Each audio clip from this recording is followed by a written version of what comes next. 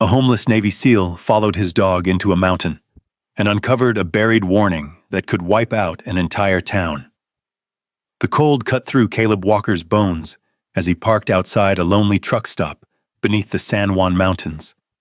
He had nothing left but an old pickup and a German shepherd named Atlas, until one night, the dog stared into the darkness like something was calling him. By morning, Caleb followed, straight into a place that wasn't supposed to exist.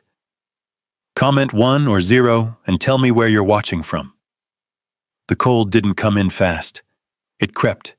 It slipped through the cracked seals of the old pickup, curled along the metal frame, and settled into the bones like something patient. Caleb Walker lay on his back in the driver's seat, jacket pulled tight, breath fogging faintly in the dim glow of a flickering truck stoplight outside. The engine had been off for hours. Gas cost too much to waste on comfort. Outside, the world was quiet in that particular way only winter in the mountains could manage. No wind, no voices, just the distant hum of diesel engines idling somewhere across the lot and the occasional crunch of tires rolling over frozen gravel. Caleb's eyes were closed, but he wasn't sleeping. Not really. Sleep had become something unreliable, something that came with a cost. It hit him anyway, without warning. The sound came first, a distant crack, then another. Gunfire. His body reacted before his mind could catch up. His muscles tensed, breath locked in his chest, and suddenly the truck wasn't a truck anymore.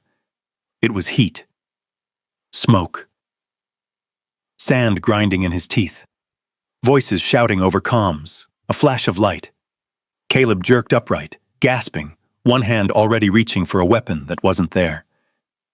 His heart hammered hard enough to hurt. For a second, he didn't know where he was. Then the cold rushed back in. The windshield, the dashboard, the empty passenger seat, the truck, Colorado. Not overseas. Not anymore. Easy. The voice was rough, barely more than a breath. His own. A weight shifted beside him. Atlas. The German shepherd had already moved before Caleb fully woke, climbing from the back seat with quiet precision. The dog pressed his body firmly against Caleb's chest, steady, deliberate, grounding him. Warm, alive, real. Caleb let his hand rest against the thick fur along Atlas's neck, his fingers curled there, holding on, not like a command, not like a signal, but like something closer to survival. Atlas didn't move, didn't whine, didn't break eye contact. He just stayed there, breathing slow, steady, pulling Caleb back 1 second at a time. The tremor in Caleb's hands faded first, then his breathing, then the noise in his head. After a while, the silence returned. Different this time. Not empty. Just still. Yeah, Caleb muttered under his breath. I'm here. Atlas's ears flicked slightly, but he didn't pull away. Outside, a semi-truck rumbled past, headlights sweeping briefly across the windshield before disappearing into the dark. The light caught the inside of the cab for just a moment, long enough to reveal the truth of it. The worn blankets, the empty food wrappers, the dented thermos rolling near the passenger floor. This wasn't a temporary stop. This was where he lived now. Caleb leaned his head back against the seat, staring up at the roof. 41 years old, decorated Navy SEAL, and sleeping in a truck behind a highway stop like he'd fallen off the map. He let out a quiet breath that almost sounded like a laugh, but didn't quite make it. Didn't have the energy for that. Out in the lot, someone slammed a door. Voices carried faintly, then faded. Life went on, just not for him, not the way it used to. He closed his eyes again, but didn't try to sleep. Atlas shifted slightly, turning his head toward the windshield. At first, Caleb didn't notice. The dog's posture changed in a way that was subtle, controlled. His body went still, not relaxed still, but alert still, ears forward, muscles tight beneath his coat. Caleb felt it through the contact. He opened his eyes again. What is it? Atlas didn't respond with movement. He was staring. Not at the truck stop, not at the passing lights. Past them, beyond the rows of parked trailers and flickering neon, toward the mountains. Caleb followed his gaze. In the distance, the San Juan Range rose like a black wall against the sky. No moon tonight, just a faint outline of ridges cutting into the darkness. Nothing moved out there. Nothing that should. Caleb squinted, trying to make sense of what Atlas was seeing. Probably a deer, he said quietly. Or nothing. But Atlas didn't relax. Didn't blink. A low sound built in his chest. Not a growl exactly. Not aggression. Something deeper. Uneasy. Caleb felt a faint tightening in his own gut. It didn't make sense. There was nothing out there, just rock, snow, miles of empty wilderness no one bothered to think about twice. He'd been through worse places, seen worse things, and yet, he shifted in his seat, eyes still locked on the dark ridge. The feeling didn't come from logic. It came from somewhere older. The same place that had kept him alive when things went wrong. That quiet voice that didn't explain itself. Just said, "Pay attention." Atlas finally moved, just enough to press closer against him again. But his eyes never left the mountains. Caleb swallowed slowly. "Yeah," he whispered. "I see it too." He didn't. Not really. But something was there. Not a shape. Not a sound. Just a presence. Something off. The truck creaked softly as the temperature dropped another degree. Frost began to gather along the edges of the glass, spreading slowly like veins. Caleb pulled his jacket tighter, but the cold wasn't what held his attention anymore.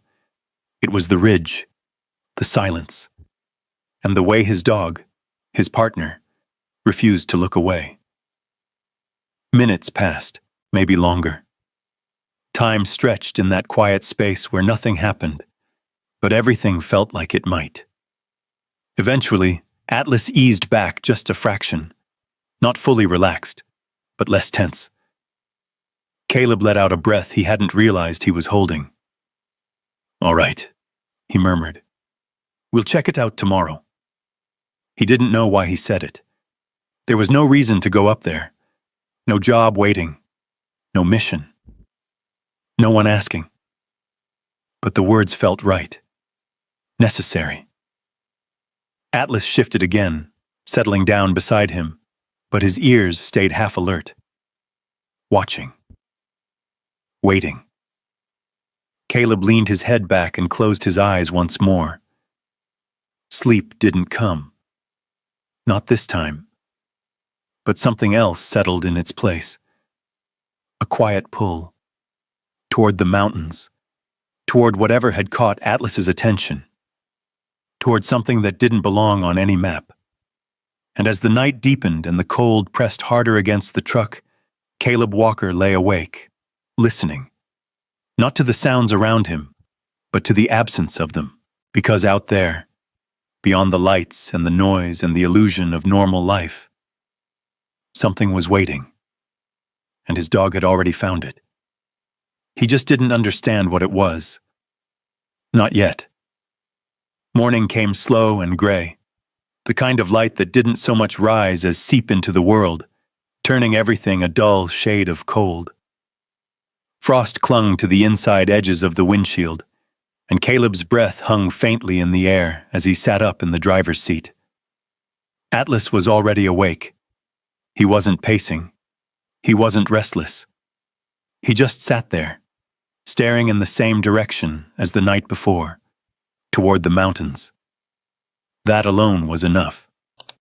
Caleb rubbed a hand over his face, dragging himself fully into the day. His joints felt stiff, his shoulders tight from the cold and the bad sleep. For a moment, he considered staying put. Another day drifting between the truck stop and the nearby town. Another day of keeping his head down, staying invisible.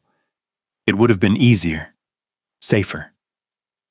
But Atlas didn't move, didn't look away. Caleb followed his gaze again. The San Juan Mountains stood distant and quiet, their ridges now faintly visible under the weak morning light. They didn't look threatening, just old, unbothered, still. He exhaled slowly. "All right," he muttered. "We take a look. Then we come back." Atlas's ears twitched. That was all the answer he needed.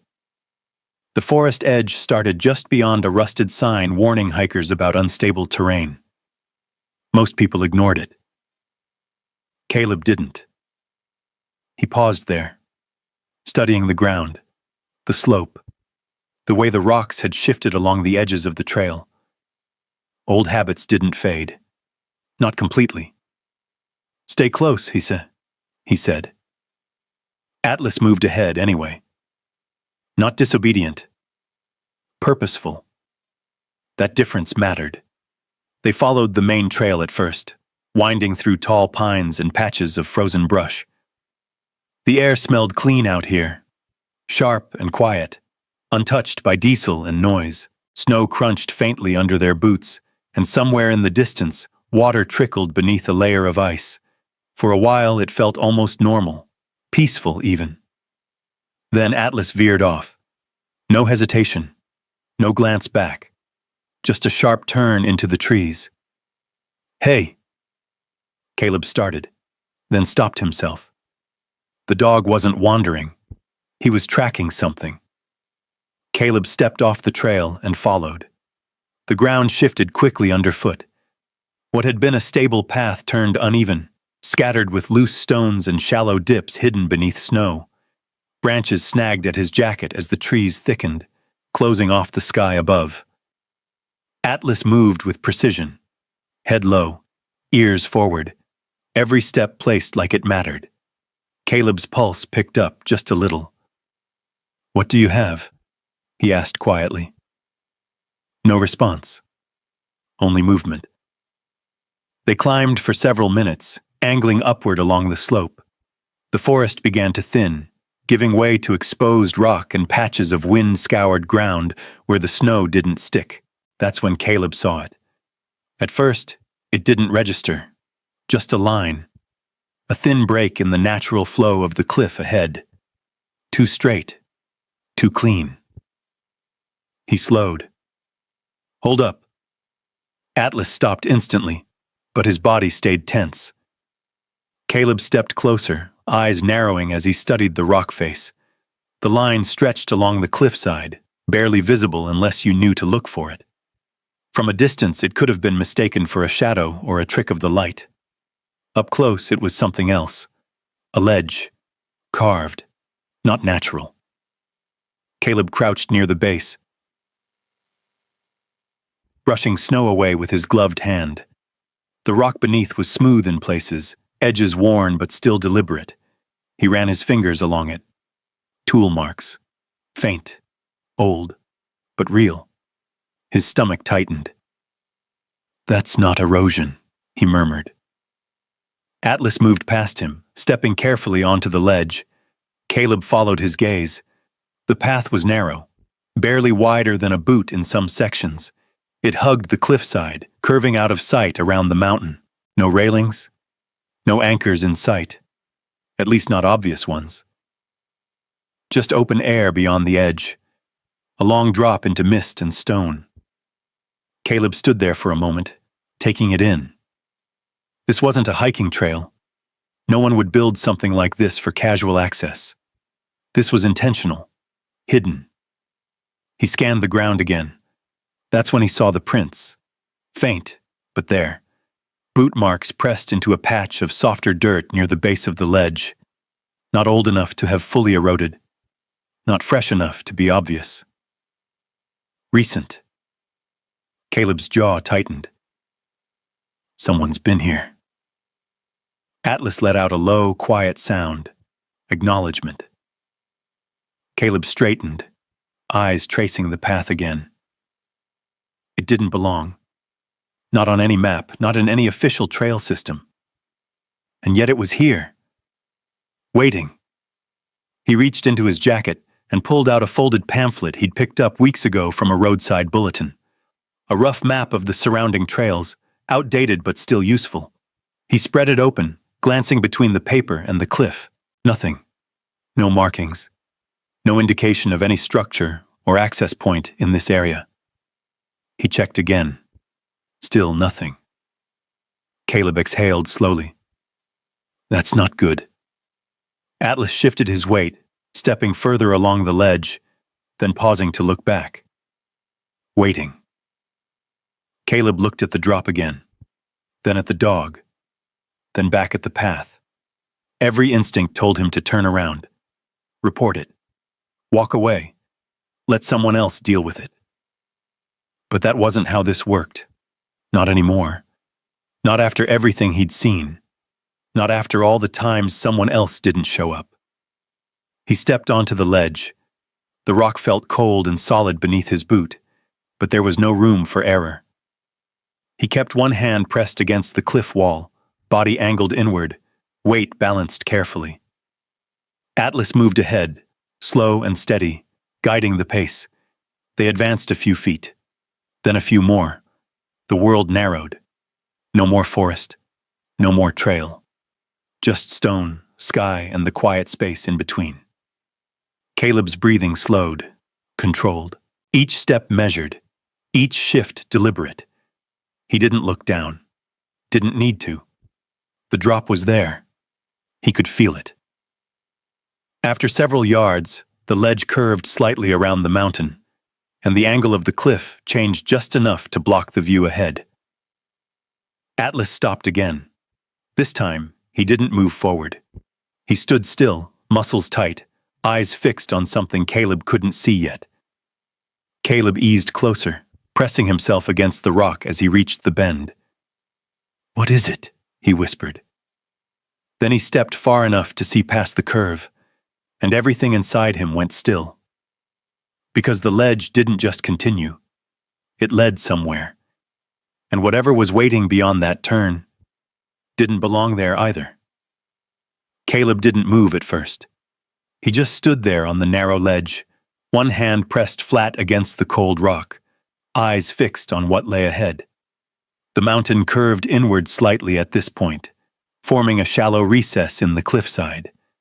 And inside that recess, there was a structure. At a distance, it almost disappeared into the stone. The colors matched too well. Gray against gray, edges softened by time and weather.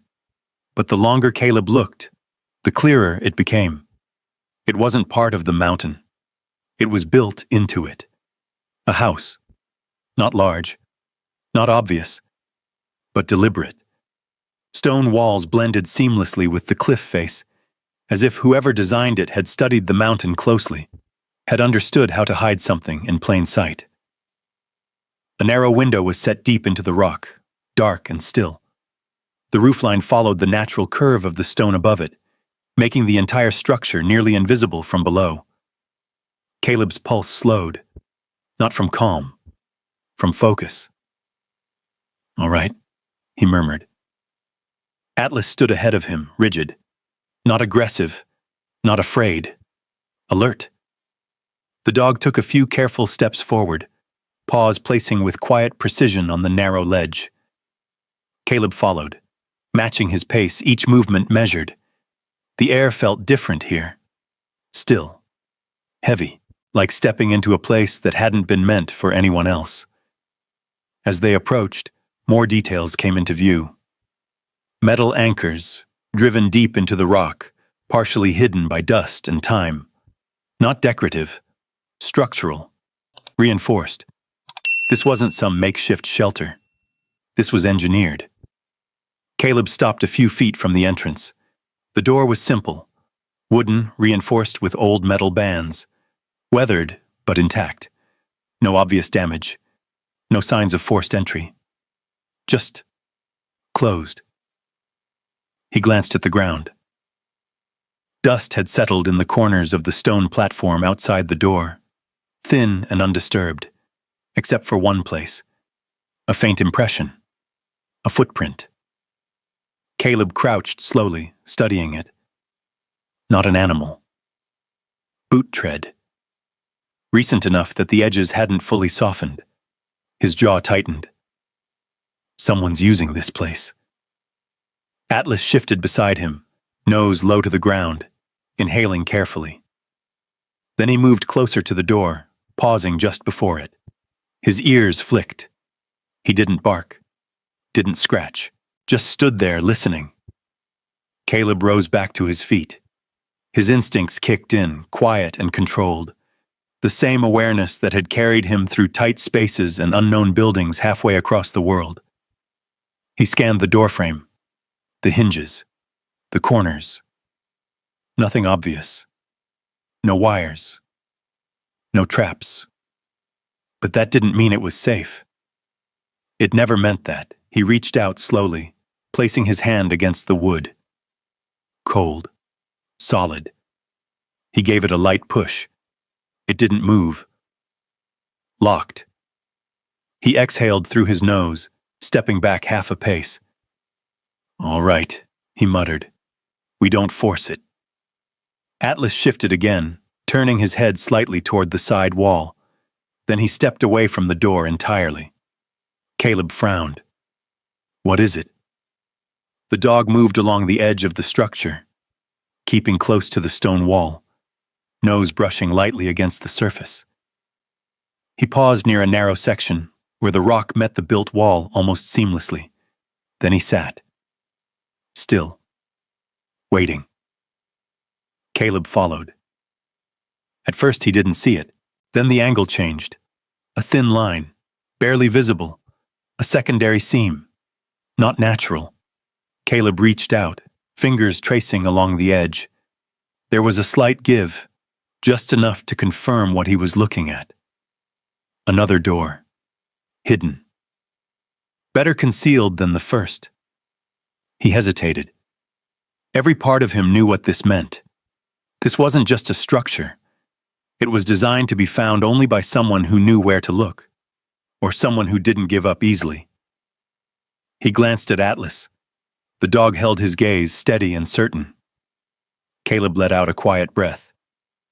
"Yeah," he said. "You found it." He pressed against the seam. At first, nothing happened. Then, with a low, almost reluctant sound, the stone panel shifted inward just enough to break the seal. Dust fell in a thin line from the edge as the hidden door opened slowly. The air that drifted out was different, dry, still, not stale, maintained. Caleb froze. That was wrong. Abandoned places didn't feel like this. They smelled. They decayed. This place didn't. Atlas stepped forward immediately, slipping through the narrow opening without hesitation. "Hold on." Caleb started, then stopped himself. The dog wasn't rushing. He was moving with purpose. Caleb followed. Inside, the light changed. Dim, but not dark. A narrow slit window cut into the rock allowed a thin beam of daylight to stretch across the interior, illuminating dust particles that hung suspended in the air. The space was deeper than expected. Not wide, but extending inward, carved into the mountain itself. The walls were a mix of natural stone and constructed surfaces, blended so carefully it was hard to tell where one ended and the other began. The floor was level, reinforced, worn smooth in places. Caleb stepped fully inside, turning slowly as his eyes adjusted. There was a table, heavy wood, marked with scratches and faint burn spots. Shelves lined one wall, filled with boxes, binders, and stacked materials. Old, but not neglected. Atlas moved ahead, sniffing low, then higher, then circling back toward the center of the room. His movements were tighter now, more focused, not exploring, confirming. Caleb walked to the nearest shelf and pulled one of the binders free. Dust lifted slightly as he opened it. Inside, charts, numbers, columns of data, handwritten and precise. He flipped a page. More of the same. Measurements, dates, years of them. His brow furrowed. What the hell is this place? Atlas let out a soft, low sound. Not alarm, not warning. Recognition. Caleb looked up. The room wasn't empty, not in the way it should have been. There were signs, small ones, easy to miss. The edge of the table, cleaner than the rest. A chair slightly out of alignment. A faint mark on the floor where something had been moved recently. Caleb's chest tightened. This wasn't abandoned, not even close. He stepped back slowly, turning in a full circle now, taking in every detail. The silence pressed in around him. Thick, heavy, watching. Atlas stopped moving. He stood near the far wall, body angled slightly, head turned toward a narrow crack running vertically through the stone. His ears were forward, locked. Caleb followed his gaze. For a moment, there was nothing. Then, a sound. So faint it barely registered. A low, distant shift, like stone settling deep within the mountain. Caleb felt it more than heard it. A subtle vibration under his boots. His breathing slowed. "Did you feel that?" he whispered. Atlas didn't look at him. Didn't move. The vibration faded as quickly as it came, leaving only silence behind. But it wasn't the same silence anymore. Caleb closed the binder slowly, placing it back where he found it. His eyes moved across the room again. The equipment, the structure, the data, the signs of recent use, and the mountain itself not still, not stable. He swallowed. "We shouldn't be here," he said quietly. Atlas finally turned his head, met his eyes. No hesitation, no doubt. Caleb nodded once, because deep down, he already knew. This wasn't a place you just found. It was a place you weren't supposed to. And whatever it had been built for, it wasn't over. Caleb stood still in the center of the room, letting that thought settle in. Places like this didn't exist by accident, and they didn't stay active for no reason. The air carried a quiet precision, everything arranged with purpose, nothing wasted. Even the dust felt selective, as if it had been allowed to settle everywhere except the places that mattered. Atlas moved again, slower now, his nose tracing along the edges of the room. Not searching anymore, confirming. Caleb stepped toward the table. The surface was worn but clean in the center, as though hands had rested there recently. He placed his palm down lightly. Cold, but not untouched. He shifted his attention to the shelves. Binders, boxes, stacks of paper organized with a discipline he recognized immediately, military or something close to it. He pulled another binder free. This one was heavier, older. Inside, the pages were filled with detailed charts, lines rising and falling across carefully drawn grids. Dates marked along the margins stretched back years, decades. Caleb flipped through slowly. Numbers, measurements, coordinates. His eyes narrowed. "These aren't random," he murmured. Atlas paused behind him, watching. Caleb turned a few more pages until something caught his attention. A heading. Displacement readings. Western face. He frowned. Displacement of what? He scanned the columns again, then glanced back toward the wall where Atlas had been staring. The vertical crack. It wasn't large, but it was there, and now that he was looking for it, he could see faint markings beside it. Thin lines etched into the stone at intervals, each one labeled with a date. Measurements. Caleb stepped closer. His fingers hovered just above the surface, tracing the most recent mark. It was darker, sharper, newer. He leaned in slightly.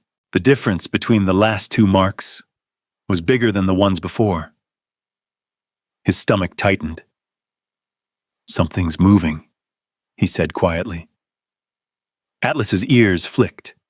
Caleb stepped back, turning again to the binder in his hands. He flipped forward faster now, scanning for patterns. The lines on the graphs, the steady progression. Then a shift, subtle at first, then sharper. Acceleration. He stopped on a page near the middle. A note had been written in the margin, in tight, controlled handwriting. Rate increase observed. Monitor daily. Caleb exhaled slowly. He turned another page. More notes. More urgency. The handwriting didn't change, but the tone did. Stability decreasing.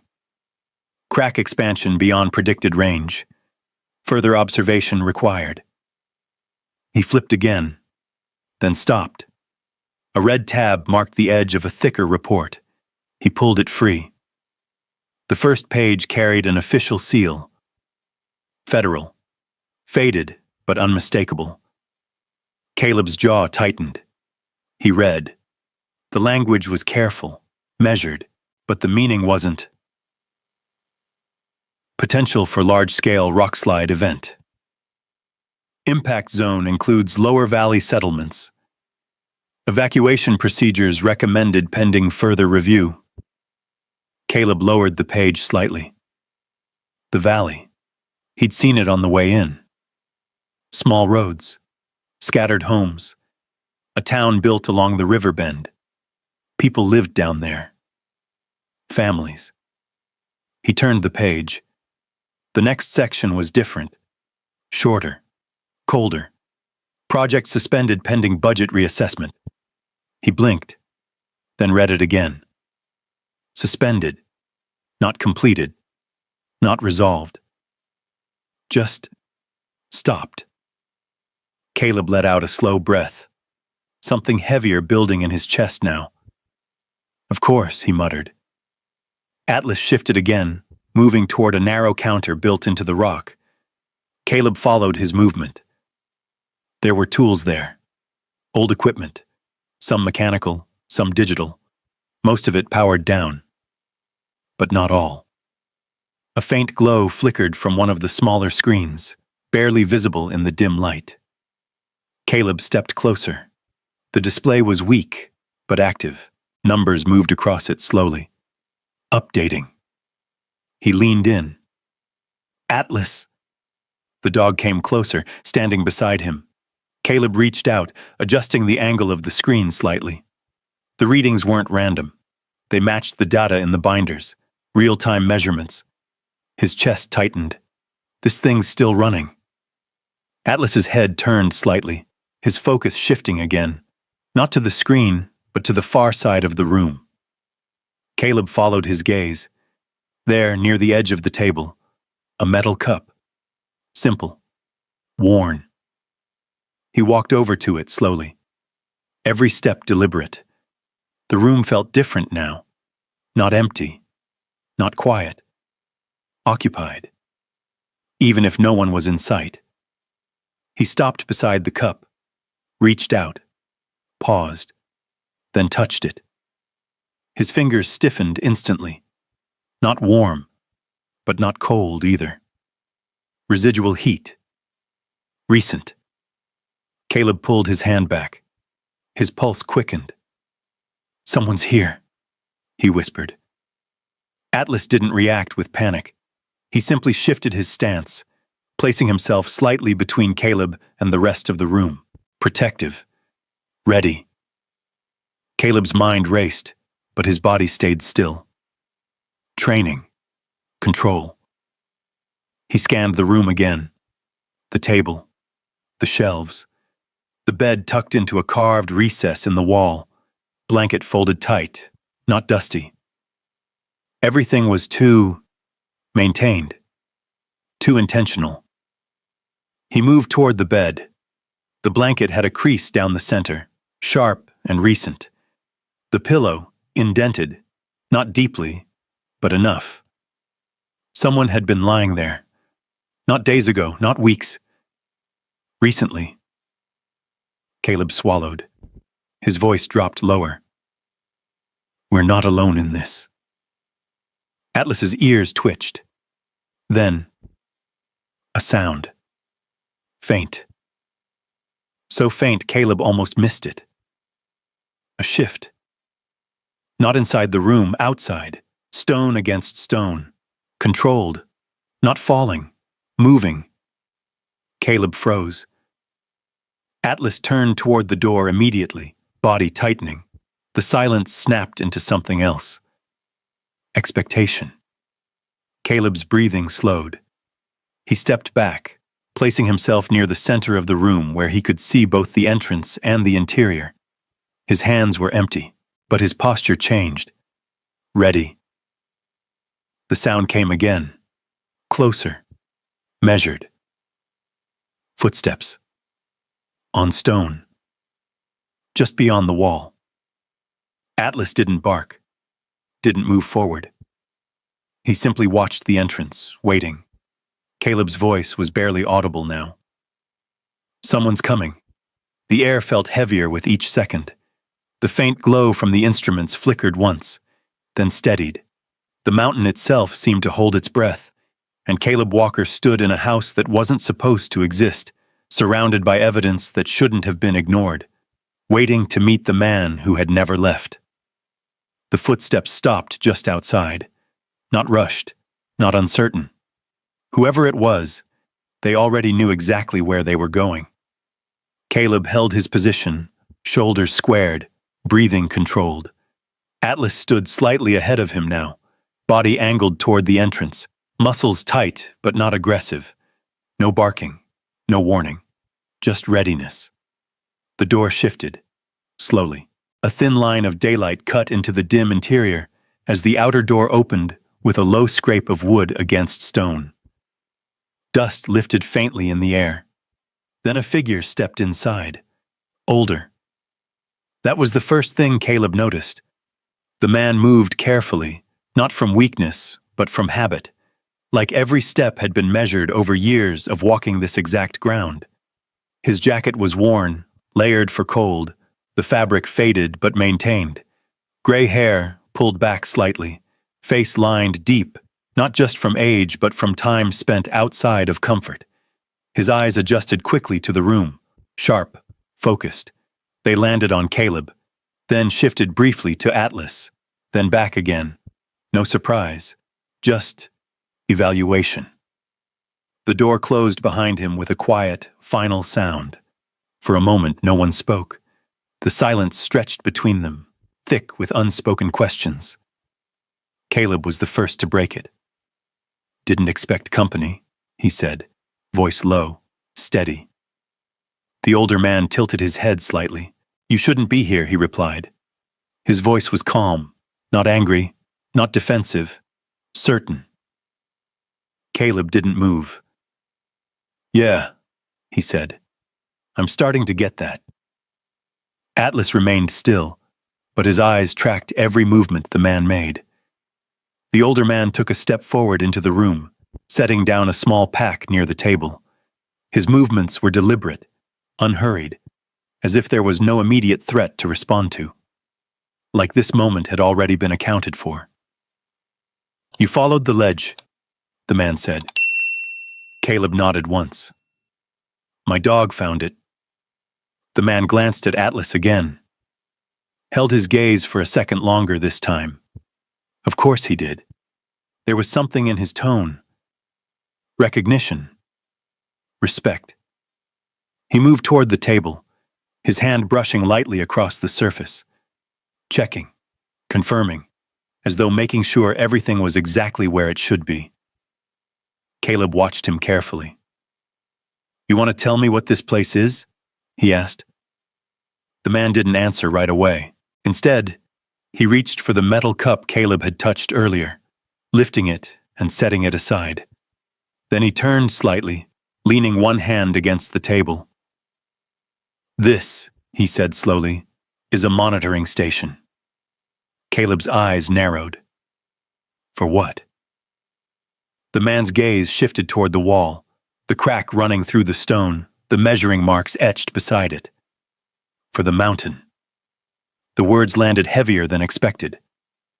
Caleb glanced back at the crack, then at the binders, then at the instruments still quietly running.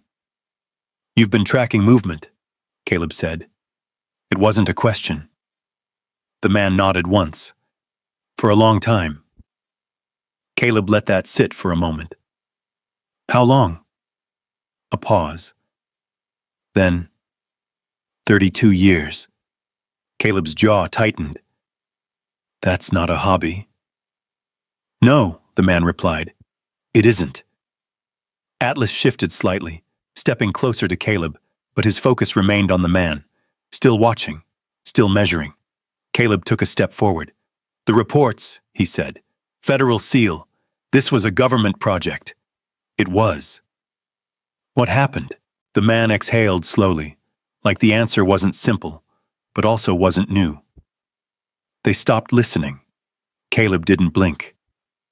Meaning. The man reached for one of the binders Caleb had been reading, flipping it open with practiced familiarity. He tapped a page near the middle, meaning we found something they didn't want to deal with. Caleb stepped closer, looking down at the data. The rising lines, the shifting numbers, the acceleration. They cut funding, the man continued. Reassigned personnel. Filed the reports away. Called it incomplete. Caleb's voice hardened. And you stayed. The man looked up. Yes. Why? Another pause. Longer this time. Then the man straightened slightly, meeting Caleb's eyes fully.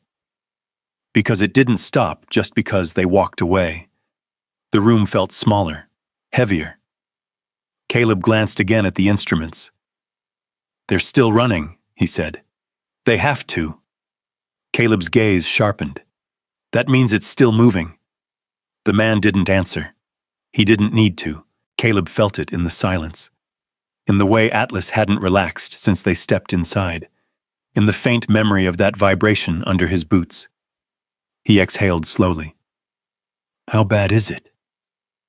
The man studied him for a moment, weighing something. Then he walked to the wall, placing his hand near the most recent mark. You saw the measurements. Caleb nodded. They're getting further apart. Yes. How fast? The man's eyes didn't leave the stone. Faster than before. Caleb's chest tightened. That doesn't answer the question. The man turned back toward him. No, he said quietly. It doesn't.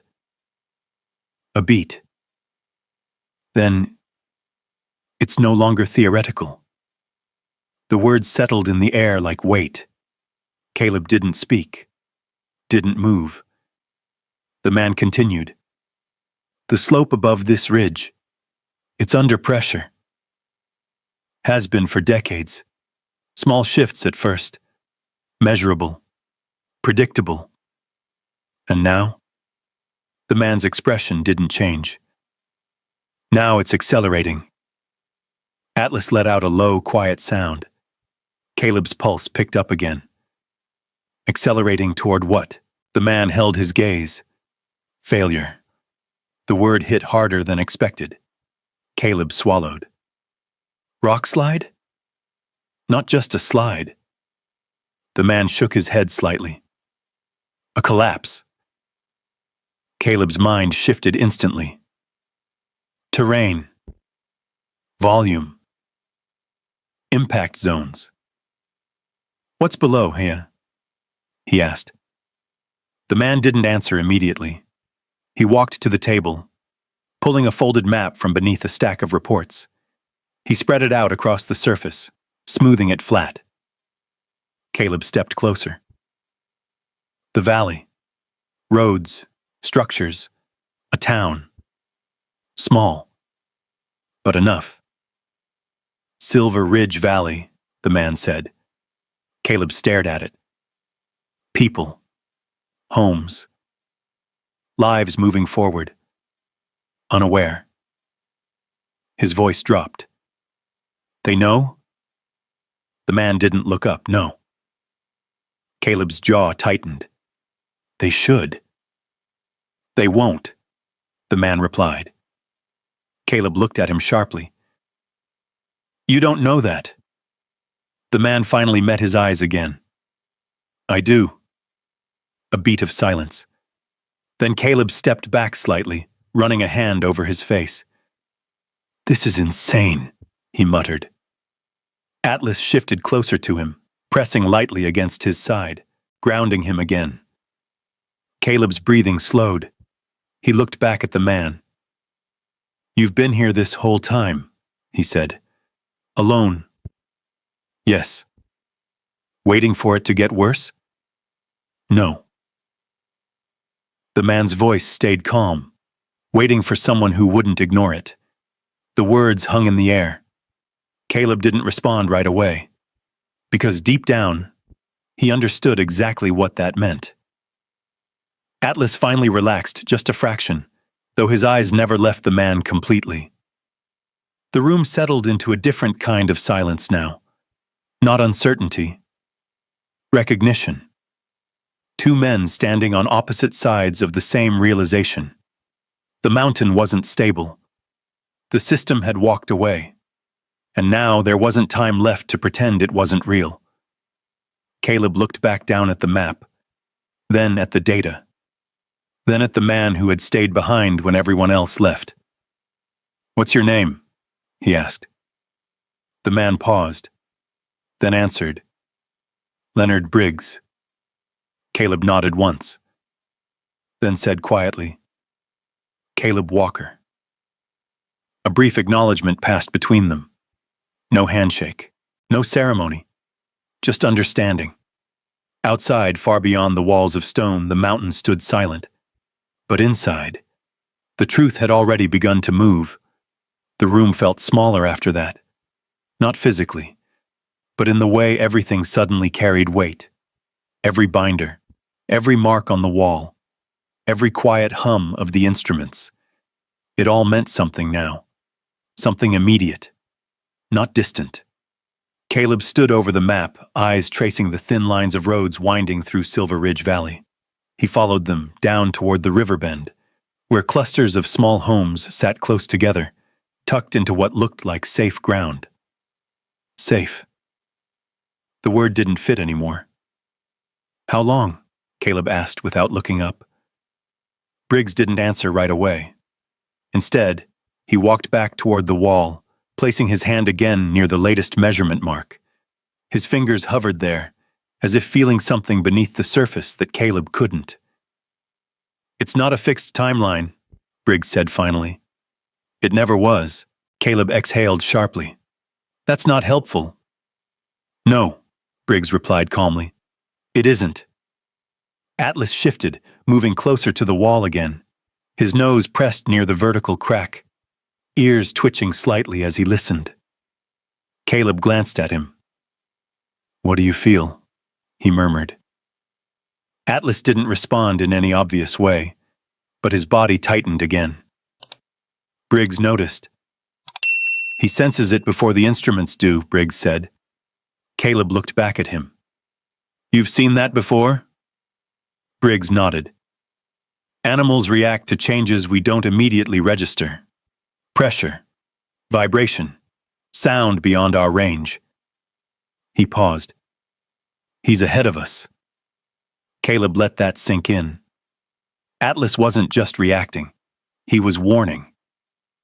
Caleb stepped closer to the crack in the wall. He placed his palm flat against the stone, just as Briggs had done earlier. At first, nothing, just cold rock. Then, a faint sensation. Not movement exactly, more like tension, as if the stone itself was holding something back. Caleb pulled his hand away slowly. That's not right, he said. Briggs didn't disagree. No, he said quietly. It isn't. The instruments behind them gave a soft, intermittent click. Caleb turned, watching one of the mechanical gauges shift slightly, barely noticeable, but real. "How often does that happen?" Caleb asked. Briggs walked over and checked the reading. "More frequently now." "Since when?" Briggs hesitated. "About 3 weeks ago." Caleb's jaw tightened. "And before that?" "Slower. Predictable. Manageable." "And now?" Briggs met his eyes. "Now it's changing faster than the models expected." Caleb turned back to the map, frustration building under his control. "You said they knew," he said. "Years ago, they did. And they just walked away?" Briggs didn't answer immediately. Instead, he reached for a thin folder on the table, different from the others. It wasn't as worn. The pages inside were cleaner, more formal. He handed it to Caleb.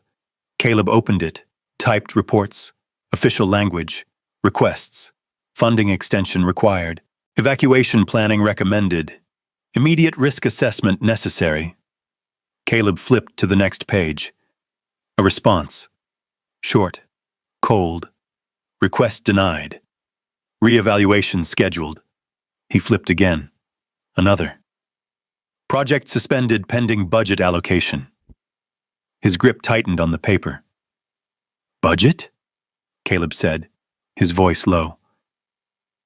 "They shut this down over budget?" Briggs didn't react. "They shut it down because it was inconvenient," he said. Caleb looked up sharply. "Inconvenient?" Briggs nodded once. The data was solid. The projections were clear. "But the cost of acting on it?" He paused. That was harder to justify. Caleb stared at him. "There's a town down there." "Yes." "People." "Yes." "And they just decided not to tell them?" Briggs's expression didn't change. "They decided to wait." "For what?" Briggs's voice dropped slightly. "For it to become someone else's problem." The words hit harder than anything else. Caleb stepped back, running a hand over his face. He'd heard that tone before. Different place. Different mission. Same outcome. Warnings filed. Delayed. Ignored. Until it was too late. Atlas let out a low, quiet sound. Caleb looked toward him. The dog had shifted again. Closer to the entrance now, but still angled toward the wall. Restless. More than before. Briggs noticed too. "It's building," he said. Caleb frowned. "What is?" Briggs didn't answer right away. Instead, he walked to one of the digital displays and tapped lightly against the side. The screen flickered. Numbers updated. Caleb stepped closer. "What am I looking at?" "Micro-displacement readings," Briggs said. "Measured in millimeters." Caleb stared at the numbers. "They don't look like much." "They didn't used to be." Caleb glanced at him. "And now?" Briggs pointed to a column. "Compare today's readings to last week's." Caleb scanned the data. His brow furrowed, then tightened. "That jump's too big," he said. "Yes. That's not gradual." "No." Caleb exhaled slowly. "That's acceleration." Briggs nodded. The room fell silent again, but this time, it wasn't just heavy. It was dangerous. Caleb stepped back from the screen, his mind already moving ahead. "If it gives," he said. "How fast?" Briggs didn't hesitate. Seconds. Caleb's stomach dropped. "And the valley?" Briggs's voice stayed calm. "No warning." Atlas suddenly lifted his head. Sharp. Focused. Caleb turned instantly. "What is it?" The dog's eyes locked onto the wall again. Specifically, the crack. His body stiffened. Then, a sound. Louder this time. still faint, but undeniable. A deep, low shift from within the mountain. Not falling rock. Not surface movement. Something deeper. Something massive. Caleb felt it through the floor. A vibration. Short. Controlled. But stronger than before. He looked at Briggs. That's happening now. Briggs didn't respond with words. He just watched the instruments. One of the needles moved. Slowly. Then stopped. The room held its breath. Then the movement faded. Silence returned. But it wasn't the same silence anymore. Caleb stepped back, his voice tight. They don't have weeks. Briggs looked at him. They might not have days. The weight of that settled hard. Caleb glanced toward the entrance, then back at the map, then at Atlas. The dog met his gaze. No hesitation, no doubt. Caleb nodded once. Then we don't wait. Briggs studied him carefully. For what? Caleb's voice hardened. For permission. The word hung between them. Briggs didn't argue, didn't agree. He simply watched Caleb for a long moment, as if measuring him the same way he had measured the mountain for decades. Then he gave a small, almost imperceptible nod. Outside, beyond the stone walls, the valley sat quiet under the morning light, unaware, unprepared. And above it, the mountain continued to move. The day never really warmed. Clouds rolled in by late afternoon, dragging a gray ceiling over the ridgeline. The light flattened, shadows softened, and the world outside the narrow window lost its edges. Inside the stone house, the air stayed dry and still, as if the mountain had sealed the place off from time. Caleb stood near the instruments, committing numbers to memory. He didn't trust himself to forget. Briggs worked beside him with quiet efficiency, recalibrating gauges, adjusting a sensor mount, making notes in a small, worn notebook with tight, disciplined handwriting. Atlas moved between them, never idle for long. He would settle for a moment, then lift his head and listen. Shift. Circle. Return to the crack in the wall. Each time his posture tightened just a fraction more. Caleb noticed. He always noticed. How long have you been seeing this kind of behavior? Caleb asked. Briggs didn't look up. From him? He said. Since yesterday. Caleb shook his head slightly. No. I mean the mountain. The changes. Briggs paused, pen hovering over the page. 3 weeks, he said. That's when the curve started to shift. Before that, I could predict it within a margin. And now, Briggs finished his note, closed the notebook, and finally looked at Caleb. Now I'm guessing. The admission sat heavy. Caleb turned back to the display. The digits pulsed faintly, updating with a rhythm that felt too calm for what they represented. Guessing gets people killed, he said. Briggs didn't argue. No, he said. It does. Silence returned, but it didn't last. Atlas stopped mid-step. His ears snapped forward. Caleb felt it a half-second later, like a memory pressing against his senses, a low, drawn-out sound, not loud, but deep. It rolled through the stone like a distant breath, rising from somewhere far below the surface. The instruments gave a faint, synchronized tick, and one of the needles trembled, then drifted a fraction of a millimeter. Caleb's shoulders tensed. There it is, he murmured. Briggs was already at the wall, fingers spread against the rock. Hold, Briggs said quietly, as if speaking to the mountain itself. The sound faded, but the feeling didn't. Caleb kept his hand on the table, steadying himself. His pulse had picked up, not from fear, but from recognition. He'd felt this before. Not the mountain, But the moment before something went wrong, the air before an explosion, the pause before movement. Atlas stepped in close and pressed his shoulder against Caleb's leg, grounding. Caleb let his hand fall to the dog's neck, fingers working into the thick fur. "I'm good," he said under his breath. The words weren't entirely true. The past had a way of slipping in when things went quiet. The stillness here wasn't peaceful. It was loaded. Every creak of wood, every shift of air, every faint vibration became a trigger waiting to pull him backward.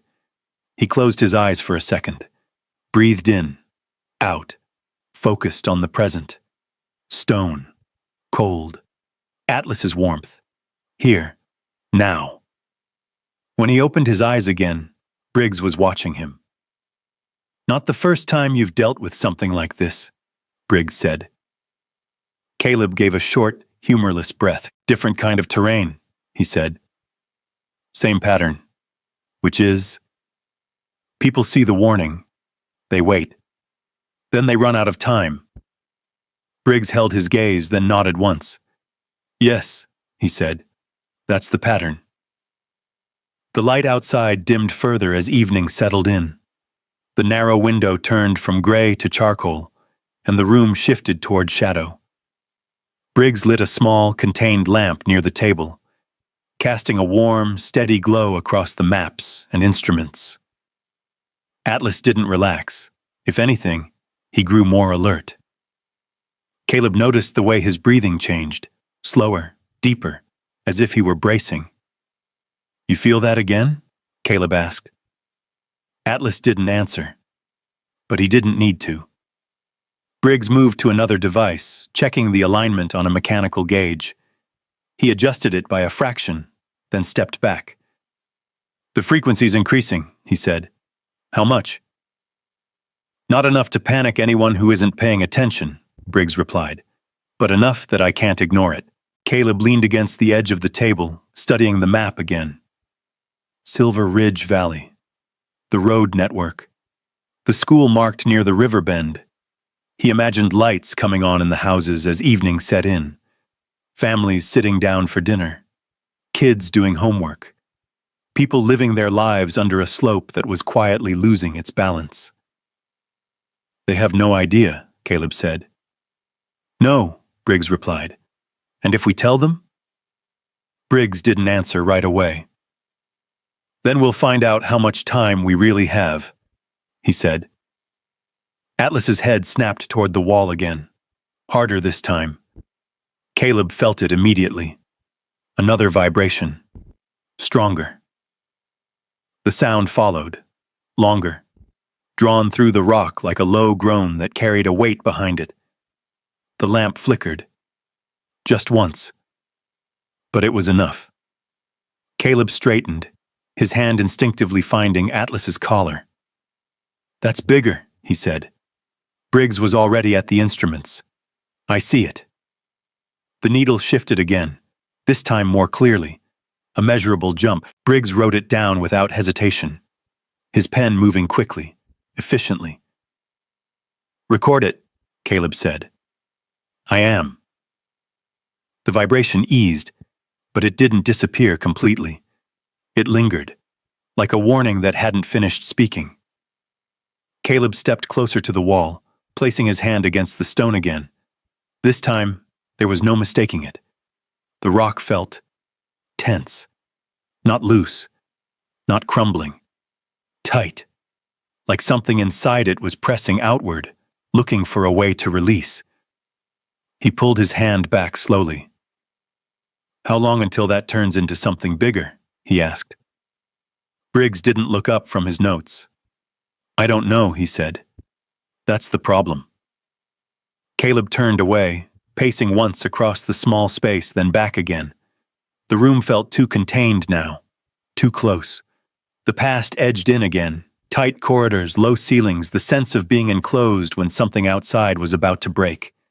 He forced himself to stop. Breathe. Focus. Atlas stayed with him, matching his movement, keeping just enough contact to anchor him. "You okay?" Briggs asked. Caleb nodded once. Yeah, he said. Just don't like waiting. Briggs gave a faint, understanding look. No one who's seen what you've seen does. The night settled in fully now. Outside, the mountain disappeared into darkness. Inside, the lamp cast long shadows across the stone walls, stretching the room into something unfamiliar. Atlas finally lay down near the table, but he didn't rest. His head stayed up, eyes open, watching. Caleb sat against the wall opposite the crack, legs stretched out, back against the stone. He kept his gaze moving. Door, instruments, Atlas, wall, cycle, repeat. Time passed. Minutes, maybe hours. Hard to tell. At some point, the mountain spoke again. Not loudly, but clearly. A deeper shift this time, accompanied by a faint cascade of dust falling from somewhere beyond the wall. The instruments clicked in response, needles adjusting, numbers changing. Caleb didn't jump. He didn't need to. He just watched and listened. Atlas rose to his feet before the sound fully formed. Seconds ahead. Always seconds ahead. Caleb reached out, resting a hand briefly on the dog's shoulder. You're tracking it, he said quietly. Atlas's ears flicked. Caleb looked at Briggs. He's giving us a warning before the data does. Briggs nodded. I know. Caleb exhaled slowly. Then we don't ignore him. The words carried more than just the moment. They carried everything that had come before. Every warning missed. Every sign dismissed. Every consequence that followed. The mountain quieted again. But the pattern was clear now. Shorter intervals. Stronger signals. Less time between. Caleb leaned his head back against the stone, eyes open, staring into the dim light. This isn't weeks, he said. Briggs didn't answer. He didn't need to, because they both knew. This was something else, something closer, something already in motion, and somewhere far below them, in the valley that trusted the silence above it, people slept, unaware that the mountain had already begun to breathe. Morning didn't bring relief. It brought clarity. A thin, pale light slipped through the narrow window carved into the stone, stretching across the table and the instruments. The numbers on the screens were still there, still shifting, still getting worse. Caleb hadn't slept. Not really. He sat where he had been most of the night, back against the wall, eyes open, watching the rhythm of the room, the flicker of light, the subtle movement of Atlas, the quiet precision of Briggs moving between instruments. The mountain hadn't stopped. It had only paused between breaths. Atlas was already on his feet. He stood near the crack again, ears forward, body tense. Not panicked, not restless, focused. Caleb pushed himself up slowly, joints stiff from the cold and the long night. What changed? He asked. Briggs didn't look at him. Frequency, he said, and amplitude. Caleb stepped closer to the display. The numbers told the story without explanation. The intervals between shifts had shortened. The movement itself had increased. Yeah, Caleb said quietly. That's not slowing down. No, Briggs replied. It isn't. Atlas suddenly turned away from the wall and moved toward Caleb, pressing lightly against his side. Not for comfort, for urgency. Caleb rested a hand on the dog's back. I know, he murmured.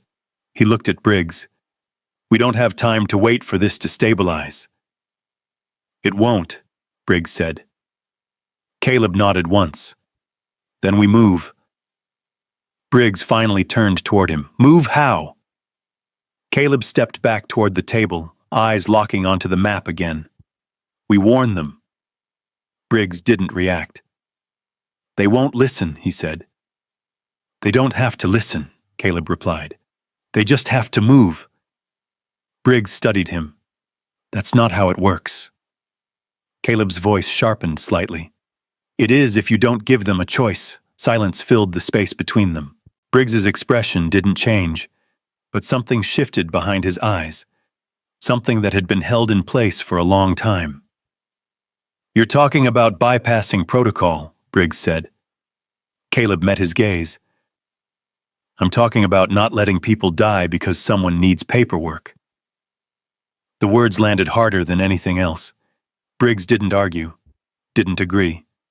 He simply looked back at the instruments, then at the wall, then at Caleb. You don't have authority, Briggs said. Caleb gave a small, tired exhale. I've had authority before, he said. Didn't always help. Atlas shifted again, stepping toward the entrance. Ready. Caleb followed his movement. That path down, how stable is it? Caleb asked. Briggs shook his head slightly. Less stable than it was yesterday. Good enough? For now. Caleb nodded. Then we go now. Briggs hesitated. For the first time since Caleb had met him, there was uncertainty in his posture. Not fear, but calculation. If you go down there and raise an alarm without verification, Briggs said, they'll shut you out. Maybe, Caleb said, or maybe they won't have time. Atlas moved closer to the door, glancing back once, waiting. Caleb looked at Briggs one last time. You've been watching this for 30 years, he said. You knew this day was coming. Briggs didn't respond. Then don't stop now. The words hung in the air. Briggs exhaled slowly, then stepped toward the table. He reached for a stack of documents, carefully selected, not random. Data summaries, graphs, key reports, evidence. He handed them to Caleb. If they won't listen, Briggs said quietly, make it impossible not to. Caleb took the papers, nodded once. That's the plan. Atlas shifted closer, pressing briefly against Caleb's leg before moving toward the exit again. Caleb turned, stepping toward the hidden door. The moment he pushed it open, the cold air hit him hard, sharp, real. Outside, the ledge stretched along the cliffside, the valley far below still wrapped in morning haze. From this height, everything looked calm, peaceful, like nothing could possibly go wrong.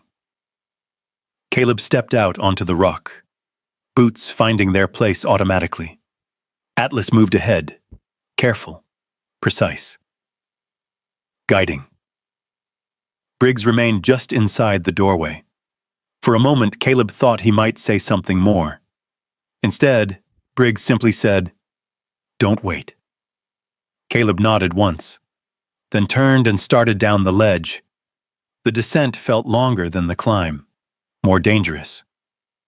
The mountain wasn't the same anymore. Small stones shifted underfoot more easily. The air carried a faint tension that hadn't been there before. Even the silence felt different, less empty, more watchful. Halfway down, Atlas stopped. Sudden, sharp. Caleb froze. What is it? Atlas's body tightened, his eyes fixed on a section of rock just ahead. Caleb followed his gaze. Nothing obvious. Then, a crack, short, sharp. A small section of the ledge fractured slightly, a thin line splitting across the stone just ahead of where Caleb would have stepped. He pulled back instinctively. A loose rock broke free and dropped into the mist below, disappearing without a sound. Caleb exhaled slowly. Good catch, he said. Atlas didn't move, didn't relax. Caleb adjusted his footing, shifting slightly higher against the wall, avoiding the weakened section. Lead, he said quietly. Atlas moved again. Step by step, careful, deliberate. The rest of the descent passed in silence, broken only by the occasional shift of gravel and the distant echo of movement within the mountain itself. By the time they reached the forest edge, Caleb's legs felt the strain, but his focus didn't waver. He didn't slow down, didn't hesitate. They moved through the trees quickly, cutting straight back toward the road. The truck stop came into view again, unchanged. Same parked rigs, same flickering lights, same illusion of normal life. Caleb didn't stop there. He went straight to the truck, opened the door, and reached inside. Atlas jumped in immediately, settling into the passenger seat, but staying alert. Caleb grabbed the keys, his movements sharp now, focused. He started the engine. The old pickup rattled to life, coughing once before settling into a rough idle. Caleb glanced once more toward the mountains. They looked the same as before. Still, silent. But he knew better now. He shifted the truck into gear. "Let's go," he said. Atlas didn't take his eyes off the ridge as they pulled away. And as the truck rolled down the highway toward Silver Ridge Valley, the mountain behind them shifted again. Just slightly, but enough. Enough to know. They were already running out of time. The road into Silver Ridge Valley cut through the mountains like a quiet promise. Smooth asphalt winding between pine and rock, untouched by urgency. Caleb drove faster than he should have. Not reckless, but pushing the limit. The truck rattled under the strain, engine groaning as it climbed and dropped through the curves. Atlas sat upright in the passenger seat, eyes fixed ahead, body tense in a way that had nothing to do with motion. He felt it too. Not the speed, the pressure. The mountain followed them, even from a distance. By the time the valley opened up below, the sun had fully risen, and everything looked normal. Too normal. Smoke curled lazily from chimneys. A school bus rolled along a side road, stopping at a corner where a small group of kids waited, backpacks slung over their shoulders. A man stood outside a hardware store, sipping coffee like it was just another morning. Caleb slowed slightly as he drove through the main stretch. People moved, talked, laughed. No one looked up. No one looked at the mountain. Atlas let out a low, quiet sound. Caleb's grip tightened on the wheel. "They don't know," he said under his breath. He didn't stop in town, didn't waste time trying to explain it to someone who couldn't act. Instead, he drove straight through to the edge of the valley, where a low concrete building sat behind a chain-link fence. Regional operations, government, authority, the kind of place where decisions were supposed to happen. Caleb pulled into the lot hard enough to crunch gravel beneath the tires. He killed the engine, grabbed the stack of documents Briggs had given him, and stepped out. Atlas followed immediately. The cold air hit sharper down here, but Caleb barely noticed. He moved with purpose. Inside, the building smelled like stale coffee and controlled air. Fluorescent lights buzzed overhead. A receptionist looked up briefly, then back down at her screen. "Can I help you?" she asked, polite but distant. Caleb stepped forward. "I need to speak to whoever's in charge of regional risk assessment," he said. She blinked once. "Do you have an appointment?" "No." "Then, it's urgent." The word carried enough weight that she hesitated. Then she glanced past him, at Atlas. Something in the dog's posture made her pause longer than she intended. "Hold on," she said, reaching for the phone. Minutes passed. Caleb stood still, not pacing, not pushing, waiting. Atlas remained at his side, eyes scanning the room, alert but quiet. Finally, a door opened down the hallway. A woman stepped out, mid-40s, controlled posture, sharp eyes. "Mr. Walker?" she asked. Caleb nodded. "Caleb Walker." She stepped closer, extending a hand briefly. "Karen Doyle," she said. "Supervisor." Caleb didn't take the hand. Instead, he handed her the documents. "You need to see this," he said. She glanced at the papers, then back at him. "Why don't you come inside?" she said. The room was small, functional. A table, a screen, a few chairs, no distractions. Karen sat across from Caleb, flipping through the documents quickly at first, then more slowly as she reached the deeper sections. Her expression didn't change much, but Caleb noticed the shift in her eyes. "You're saying this is current?" she asked. "It is," Caleb replied. "And where exactly did you get this?" "From the source." "That's not an answer." Caleb leaned forward slightly. "It's the only one you're getting right now." Karen set the papers down.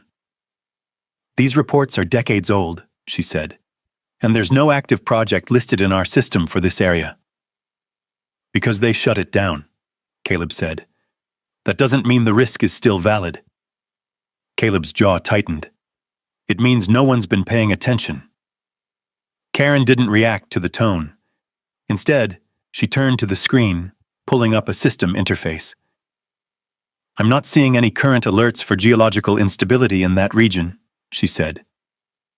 "You wouldn't," Caleb replied, "because no one's looking." She glanced at him. "That's not how this works." Caleb leaned back slightly. "That's exactly how it works," he said. "Until something breaks." Karen exhaled slowly, clearly weighing how much of this to take seriously.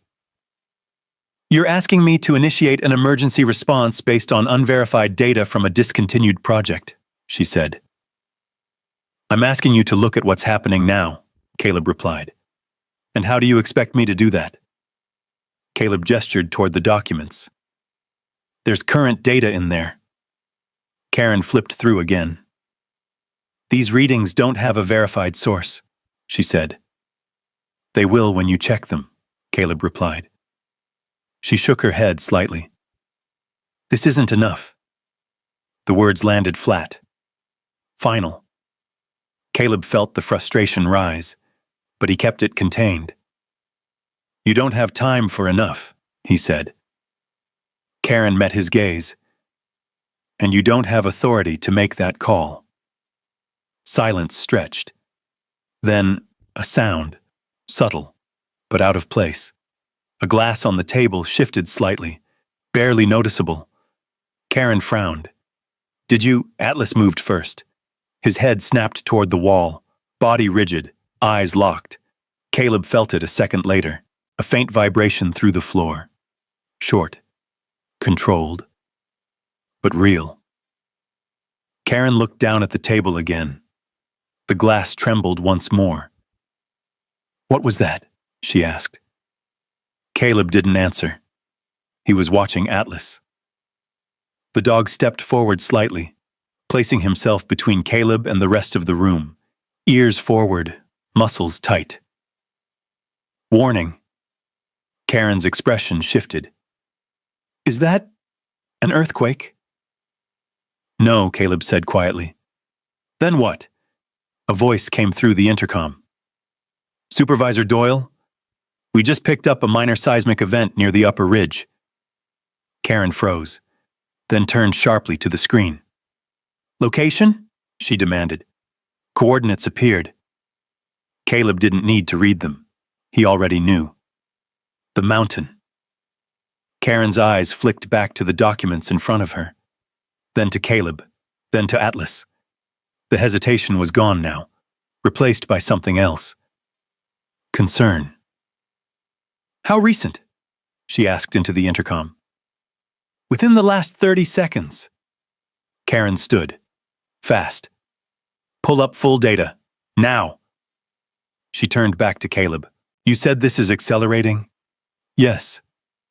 She looked at the numbers again. Compared them to the incoming data. Her expression tightened. "They match," she said under her breath. Caleb didn't say anything. He didn't need to. Karen exhaled sharply, running a hand through her hair. Then she looked at him again. "This still needs verification," she said. Caleb held her gaze. "You just got it." Another pause. Then Karen turned toward the door. "Get me the response team," she called out. "Now!" The shift in the room was immediate. Phones rang. Voices rose. Movement replaced hesitation. But it wasn't fast enough. Not yet. Caleb stood, watching it unfold. Atlas remained at his side, still alert, still listening. Karen turned back to him one last time. "If you're wrong, I'm not," Caleb said. She held his gaze for a moment longer, then nodded once. "Then we're already behind." Outside, the valley still moved at its normal pace. Cars passed. People walked. The illusion held, but inside the building, the truth had finally started to catch up, and it was moving faster than anyone wanted to admit. The building no longer felt calm. Phones rang in overlapping bursts. Voices carried through the hallway, short, clipped, urgent.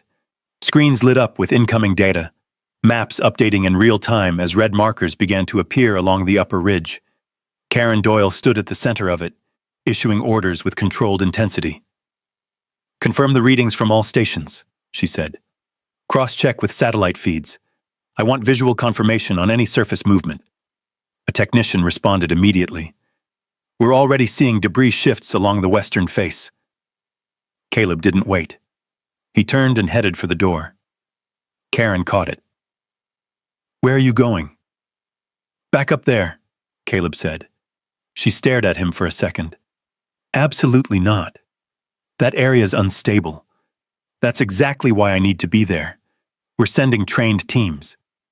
Caleb stopped just long enough to meet her eyes. "They don't know the path." Karen hesitated. Just a second. But it was enough. Atlas stood beside Caleb, rigid again, his attention fixed somewhere far beyond the walls. Karen saw it. "Is he reacting again?" she asked. "Yes." A beat. Then she nodded once. "Fine," she said. "But you don't go alone." She turned to the room. "I want a field team prepped, now." "They move with him." Caleb didn't argue. There wasn't time. The drive back up felt shorter, not because it was, but because everything else had fallen away. The valley was already shifting, not visibly at first, but there were signs. A thin haze of dust rising near the distant ridge, a line of vehicles beginning to move faster than usual along the main road. Subtle, but wrong. Caleb drove straight through the truck stop without slowing. 2 emergency vehicles followed behind him now, lights flashing, sirens cutting through the quiet mountain air. Atlas stayed forward, watching the road, then the ridge, then the road again. Tracking, always tracking. They reached the forest edge in less than half an hour. Caleb didn't wait for instruction. He was already out of the truck before the engine fully stopped. The team behind him moved quickly. 3 men, geared, focused, but uncertain. "You know the route?" one of them asked. Caleb nodded once. "Stay close. Step where I step." They moved, fast. The forest didn't feel the same as it had that morning. The air carried tension now, something sharp and metallic beneath the cold. The ground felt less stable, small stones shifting more easily underfoot. Atlas led, cutting the same path as before, but quicker now. No hesitation, no second guessing. They reached the base of the ledge. Caleb stopped briefly, looked up. The cliff face seemed unchanged, but it wasn't. There were new lines in the rock, thin cracks that hadn't been there before. "You see that?" one of the responders said. Caleb nodded. "Yeah." He stepped onto the ledge. The others followed. The climb was different this time, harder, more dangerous. Small fragments of stone broke loose under pressure, dropping silently into the mist below. The air felt tighter, heavier. Halfway across, Atlas stopped. Sudden, sharp. Caleb froze instantly. "What is it?" Atlas's body locked, eyes fixed ahead. Then, a crack. Louder this time. A section of the ledge ahead fractured slightly, the stone shifting just enough to throw off balance. "Back!" Caleb snapped. They all pulled in tight against the wall. A chunk of rock the size of a fist broke free and fell, vanishing into the void. Silence followed, short, tense. Then, another sound, deeper, rolling through the mountain like distant thunder. Caleb's jaw tightened. "That's not surface," he said. "No," one of the responders replied. "That's internal." Atlas moved again, carefully, guiding. They continued forward, step by step, closer to the structure. The house came into view again, embedded in the stone like it had always been there. But now, there was dust along the edges. Fresh, disturbed. Caleb reached the entrance first, pushing the hidden door open. Inside, the air felt charged, alive. Briggs stood at the table, already moving. "You felt that?" he said without turning. "Yes," Caleb replied. "How bad?" Briggs pointed to the instruments. The readings had jumped. Not gradually, not predictably. A sharp spike. "That's the biggest shift yet," Briggs said. Caleb stepped closer. "How much time?" Briggs didn't answer. He didn't need to. The numbers said enough. Atlas suddenly moved toward the wall again. Faster this time. Urgent. Caleb followed. "What is it?" The dog's ears pinned forward. His body went rigid. Then it happened. A deep, violent crack echoed through the stone. The entire structure trembled. Dust poured from the ceiling in thin streams. The instruments rattled. One of the responders cursed under his breath. "That's it," he said. "That's a failure line." Caleb grabbed the edge of the table, steadying himself. "How big?" Briggs's voice was calm. Too calm. "Big enough." The ground shifted again. Stronger. Longer. A section of the wall gave a faint, sharp pop, another crack forming along the surface. Atlas barked once. Short. Sharp. Warning. Caleb turned immediately. "Move!" he shouted. The team reacted. Fast. They backed toward the exit, keeping low, controlled. The mountain didn't collapse. Not yet. But it was changing. Breaking. Piece by piece. They stepped out onto the ledge just as another rumble passed through the rock. This one longer. Deeper. A plume of dust rose from further along the ridge, visible now even from their position. Below, in the valley, a faint echo followed. The responders exchanged glances. "That's going to reach the lower slope," one said. Caleb looked down. The valley was still there, still intact, but not for long. Atlas pressed against his leg again. Urgent. Caleb nodded. "Time to go," he said. They moved. Faster now. No hesitation. No caution beyond what survival demanded. The descent was chaos-controlled. Loose rock. Shifting ground. The constant growing sound of the mountain adjusting behind them. At one point, a section of the ledge gave way entirely just behind the last man, collapsing into nothing. They didn't stop. Couldn't. By the time they reached the forest edge, the sound had changed. More frequent. More aggressive. The mountain wasn't just breathing anymore. It was cracking. And somewhere below, people were finally starting to notice. Sirens echoed through the valley now. Distant, but real. Caleb didn't slow down as he reached the trucks. He looked once more at the ridge, then back at the road leading down. "Go," he said. The engines roared to life, and for the first time since this began, the valley was no longer quiet. Sirens cut through the morning air, rising and falling in uneven waves as emergency vehicles spread across Silver Ridge Valley. What had once been a calm, ordinary place now moved with urgency. Doors opening, people stepping outside, confusion spreading faster than understanding. Caleb drove hard down the final stretch of road, dust trailing behind the truck as it hit the main highway. The responders followed close, radios alive with overlapping voices, partial evacuation order issued, schools being cleared. "We need confirmation on the western slope." Atlas stood braced in the passenger seat, eyes locked forward, but his body still tense, still listening to something deeper than the chaos around them. Caleb didn't slow until they reached the command point near the center of town. Karen Doyle was already there. She stood beside a cluster of vehicles, directing teams with sharp, controlled movements, her voice steady even as the situation escalated. When she saw Caleb step out of the truck, her expression shifted. Relief, but only for a second. "How bad?" she asked. Caleb didn't waste time. "It started," he said. "Internal fractures. The ridge is breaking in sections." Karen nodded once, already processing. "We've issued partial evacuation orders," she said. "Lower Valley first. We're trying to avoid panic." Caleb looked past her. People were moving now. Not running, but not calm either. Clusters forming, conversations rising, questions no one could answer yet. "It's not going to stay partial," Caleb said. Karen's jaw tightened. "I know." A distant rumble rolled through the air. Not as strong as before, but closer. Everyone felt it. People stopped. Looked up. For the first time, they noticed the mountain. A thin line of dust drifted down from the upper ridge, catching the sunlight as it fell. A warning. Too subtle for most, but not for those who understood. Karen turned back to her team.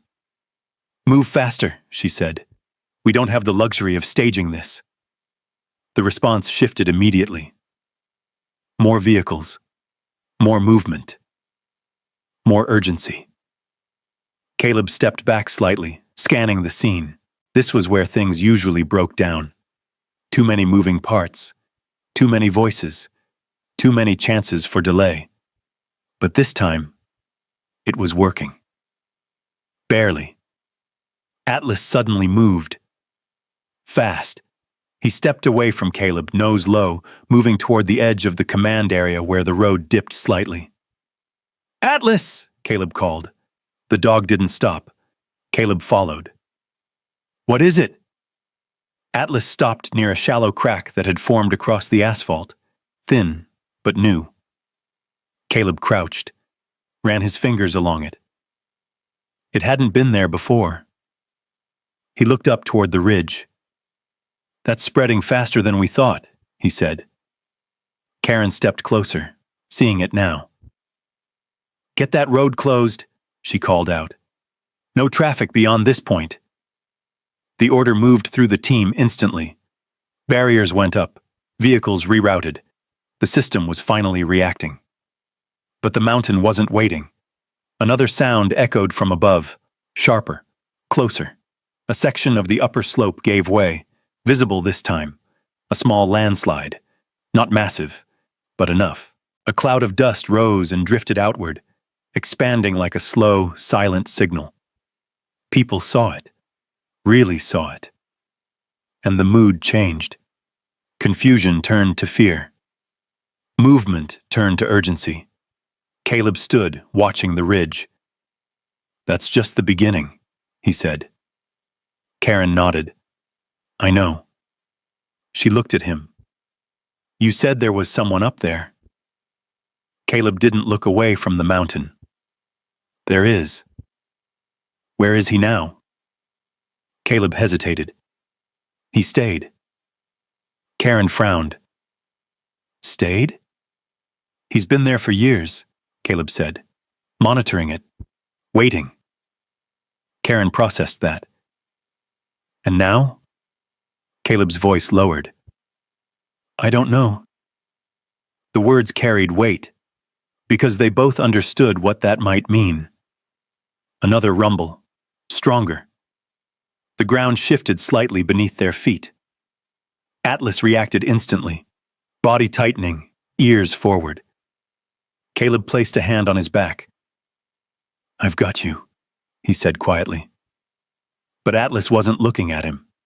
He was looking at the mountain, still tracking, still listening. Hours passed in fragments. Evacuation zones expanded. More vehicles arrived. Helicopters circled overhead, their presence loud but necessary. People left their homes, some quickly, some reluctantly, some refusing until the last moment. Caleb moved where he was needed, helping guide, directing, watching, always watching.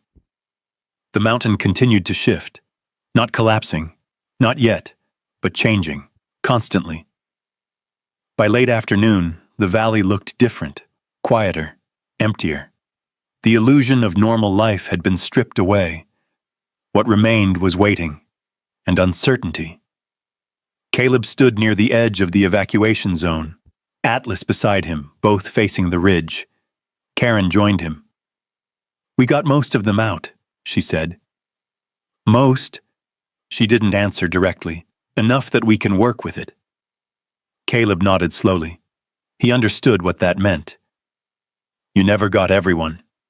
Not in time." Another long silence passed between them. Then Karen spoke again. "When this is over," she said, "there's going to be an investigation." Caleb gave a small, distant nod. "There always is. And your role in this, I know," he said. She studied him for a moment. "You did the right thing." Caleb didn't respond. He just kept watching the mountain. Because he knew something she didn't. This wasn't over. Not yet. As evening began to settle, the light shifted again, long shadows stretching across the valley, softening the edges of everything. For a moment, it almost looked peaceful again. Almost. Atlas suddenly shifted closer to Caleb, leaning lightly against his leg. Not alarmed, not urgent. Just there. Present. Caleb rested a hand on his head. "Still here," he said quietly. Atlas stayed still, but his ears flicked once, toward the ridge. Always toward the ridge. Caleb followed his gaze. The mountain stood silent again, but not empty. Never empty. Somewhere inside it, the truth still remained. Unseen, unrecognized. And somewhere up there, a man who had carried that truth for decades had vanished without a trace. No recognition, no report, no acknowledgement, just absence. Caleb exhaled slowly. "They won't remember him," he said. Karen looked at him. "Who?" Caleb shook his head slightly. "Doesn't matter." But it did. It mattered more than anything, because without that man, none of this would have happened in time. None of them would have known. The system would have waited. Again. And the mountain would have taken everything with it. As the last of the daylight faded, Caleb remained where he was. Watching. Listening. And beside him, Atlas stayed alert. Because even in the silence, they both knew. This wasn't the end. It was just the part people would remember. The part they could see. The rest would stay buried, just like it always had. Weeks passed before the valley learned how to breathe again. The first days were filled with noise. Sirens, engines, radios, the constant movement of people trying to stay one step ahead of something they couldn't control. Then came the silence after. Not the same silence as before. This one carried memory. Sections of the upper ridge had given way in controlled collapses. Not the full catastrophe the old reports had predicted, but close enough to leave scars. Entire stretches of forest were gone, replaced by raw, exposed earth. Roads had been swallowed and rebuilt. A handful of structures at the far edge of the evacuation zone had been lost. But the town itself, most of it remained. Because they had moved. Because someone had refused to wait. Because someone else had refused to leave.